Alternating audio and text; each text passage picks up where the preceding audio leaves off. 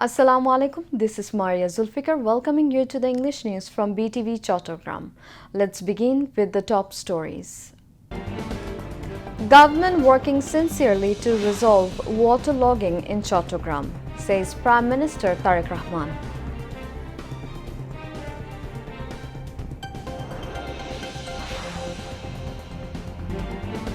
Chattogram City Corporation conducting month-long cleanup campaign to resolve waterlogging in the port city.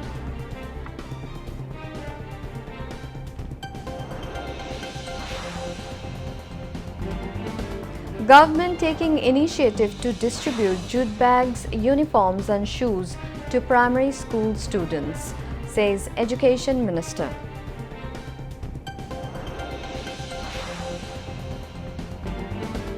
Navy Medical College inaugurated in Chattogram with hope of setting new standards in medical services.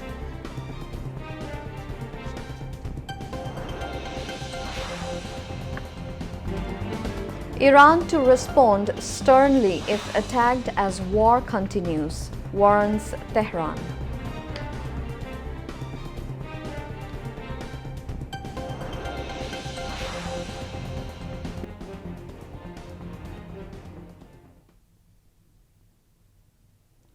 Viewers, those were the top stories. Now moving on to the details. Prime Minister Tariq Rahman said that the government will provide assistance for the next 3 months to farmers affected by ongoing heavy rain in 3 Howrah districts and parts of Mymensingh. He said this in the Jatiya সংসদ while replying to a question from Treasury Bench lawmaker Kalimuddin Ahmed this morning with Speaker Hafizuddin Ahmed Bir Bikram in the chair today. Prime Minister Tariq Rahman called upon the members of Parliament to take initiatives to create public awareness to resolve waterlogging. The Leader of the House made the call responding to a concern raised by Treasury Bench lawmaker Syed Al-Noman. Expressing regret over public sufferings in Chattogram, the Prime Minister said he has already spoken with the Chattogram City Mayor, who is working to address the situation, but it may take time due to the severity. Prime Minister Tariq Rahman has announced a 12-point plan in the Jatiya সংসদ to transform the capital city Dhaka into a clean and green city. The Leader of the House said that the present government is working to build a safe, non-discriminatory and climate-resilient Bangladesh, where women and children will be equal partners in sustainable development and future generations will have a prosperous Bangladesh. Several projects have been underway in the port city of Chattogram city to alleviate waterlogging for almost a decade. The first rainfall of the season brought back the old look of waterlogging in the port city yesterday. Many places of the city have been waterlogged even today. A few hours of rain submerged Katalganj, Probottok Circle, Chowk Bazar, sub-area Agrabad, Hali Shohor, New Market, Tinpul, Muradpur, Sholo Shohor, Gate number 2, Mohammadpur, Bakulia in the city. City residents said the activities of the city corporation should be coordinated with the public to alleviate waterlogging and make the city clean. The Chattogram City Corporation has started a month-long crash program on cleaning drains and sewerage system to solve waterlogging and kill mosquitoes. City Mayor Dr. Shahadat Hussain launched the program at Mansurabad, Mistripara in the city today. He said there is no alternative to city government solving the city's waterlogging and other problems. Road Transport and Bridges Minister Sheikh Rabiullah Alam has said the government is firmly committed to upgrading the Kumilla-Brahmanbaria highway to 4 lanes in a bid to reduce traffic congestion and public suffering. He informed Jatiya সংসদ that the work on the project is already underway. The minister made the remarks today while responding to a notice raised under Rule 71 on a matter of urgent public importance during a session of the Jatiya Shongshad. During the discussion, LGRD Minister Mirza Fakhrul Islam Alamgir outlined steps taken by the ministry to rebuild bridges damaged by floods on the Sunamganj-Dwara Bazar Upazila Road. Earlier the day's session, chaired by Speaker Hafizuddin Ahmed, Bir Bikram began with the presentation of scheduled questions and answers. Taking part in the general discussion on the President's address, Road Transport and Bridges Minister Sheikh Robiul Alam said the government remains committed to implementing the July Charter in line with its pledge and urged the opposition not to spread confusion over the issue. Lawmaker Abul Khair Bhuiyan said while the government is implementing development projects, despite various challenges, new conspiracies are being hatched to destabilize the country. Other lawmakers, including Mujibur Rahman and Ghulam Muhammad Shiraj, also spoke on the President's speech. Several lawmakers raised points of order at different times during the session. The government is set to launch an initiative to distribute jute bags, school uniforms and shoes to students. Initially, the program will begin as a pilot project in 2 schools per Upazila, targeting first-grade students. Education Minister Dr. A.N.M. Ehsanul Haq Milon shared this information with journalists after a meeting at the Secretariat today. State Minister for Local Government Mir Shah Alam was also present. The Education Minister said that although the program will start in primary schools in July, it will gradually be expanded to madrasa and other educational levels. State Minister for Local Government stated that students currently receive free textbooks from pre-primary to 9th grade.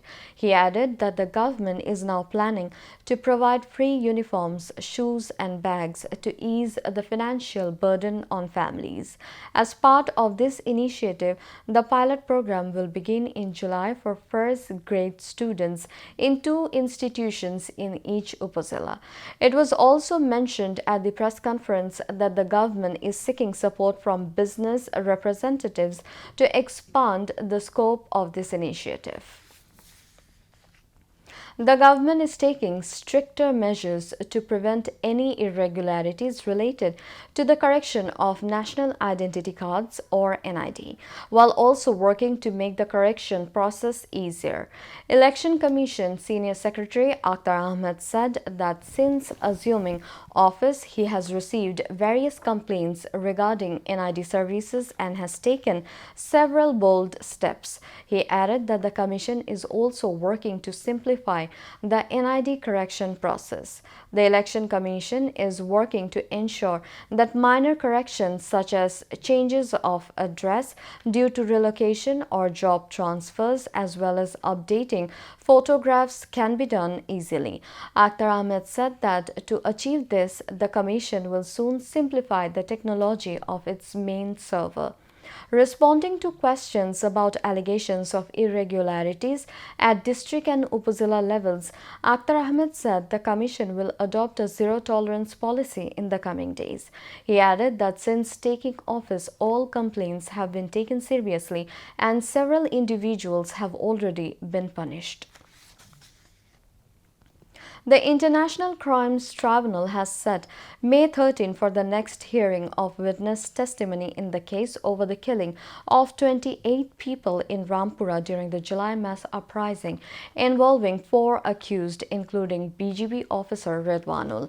The order was issued today by Tribunal 1 led by Justice Ghulam Murtuza Mozumdar.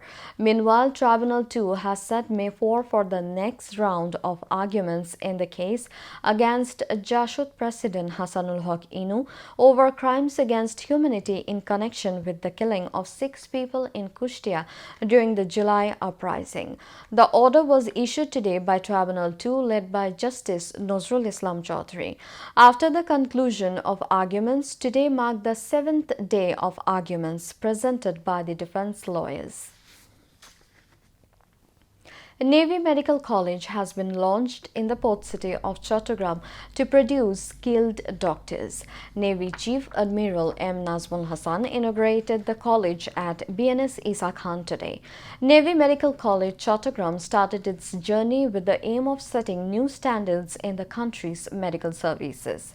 The naval chief inaugurated the college by formally unveiling the plaque. He said that this medical college would increase the medical capacity of the armed forces by producing skilled doctors. He also said it will play a helpful role in ensuring improved healthcare for the general public of the country, including Chattogram. The naval chief said that the Navy has always come forward for any need of the country, including national emergencies. This medical college will contribute to the medical services of people all over the country, including coastal areas. He said that the institution will have modern laboratories, rich libraries, advanced classrooms, and a team of experienced teachers to conduct quality education programs. It will not only provide medical education but also help in advancing research work. 50 students have been admitted in the first batch of the college. Their classrooms and the newly constructed building have been decorated with modern medical equipments. The new medical students, dressed in medical aprons with their guardians, were welcomed in a colorful ceremony.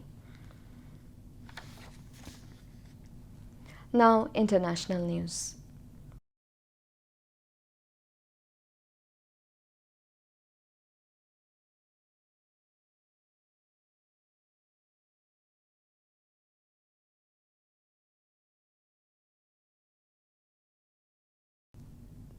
US President Donald Trump on Wednesday warned Iran to better get smart soon as efforts by Washington and Tehran to end hostilities appeared at a standstill. The US leader posted on his Truth Social platform alongside an illustration of Trump holding an assault rifle with the caption, "No more Mr. Nice Guy." Earlier, Donald Trump said Iran is in a state of collapse and has reached out and asked Washington to lift its naval blockade on Iranian ports. On the other hand, Iran's army spokesman Mohammad Akraminia said he does not consider the war to be over despite the ceasefire with the US. Meanwhile, Iran's UN envoy Amir Said Iravani has sent a letter to the UN Secretary General and the President of the Security Council, strongly protesting the US's capture of Iranian vessels and describing the acts as piracy. US President Donald Trump has stated that King Charles III agrees that Iran cannot possess nuclear weapons. Trump made the remarks at a White House state dinner on Tuesday in honor of the visiting Charles and Camilla after the two men sat down to bilateral talks earlier that day. Trump also told Charles and the other guests at the White House dinner that Iran had been militarily defeated. This was the first public comment on the sensitive topic during the ongoing royal visit. Trump's comments suggest that the United States and the United Kingdom are on the same page in preventing Iran's nuclear program. However, King Charles did not comment on Iran or the war in his speech after Trump's speech. In his state dinner speech, Charles appeared to suggest to the president the purpose of his state visit was to put the special back into the country's relationship. As head of state, the king is above party politics and remains neutral. Gulf leaders gathered at an extraordinary meeting of the GCC in Jeddah, Saudi Arabia. It is the first in-person meeting between the leadership of the Gulf countries since the start of the war in Iran. The main agenda of discussion was to find a way to open the critical, vital waterway, the Strait of Hormuz, through which almost every single GCC country relies on to get products to market that are so vital to the global economy. They also discussed how the GCC nations will respond to the military threat from Iranian ballistic missiles and drones fired in their thousands at the GCC nations since 28 February. The meeting in Jeddah was taking place off the back the news coming out from the government of the United Arab Emirates that it will be leaving OPEC come the 1st of May. Meanwhile, in Qatar, the foreign ministry held a briefing and reiterated its stance that a comprehensive deal is needed to end the US-Israel war on Iran. Voting is underway in the second and final phase of the India's West Bengal Legislative Assembly elections today, covering 142 constituencies across 7 districts. The polling began at 7 a.m. Indian Standard Time and will continue until 6 p.m. under tight security arrangements to ensure a peaceful voting process.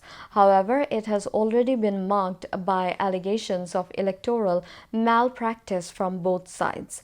Earlier in the first phase on 23rd April, voting was held in 152 of 294 constituencies across 16 districts, recording 93% turnout, one of the highest figures in the state's recent election history. Results of the state's assembly election will be released on 4th May. Back to national news. Information and Broadcasting Secretary Mahbooba Farzana has called for a more effective and coordinated approach in disseminating the government's key messages and development initiatives.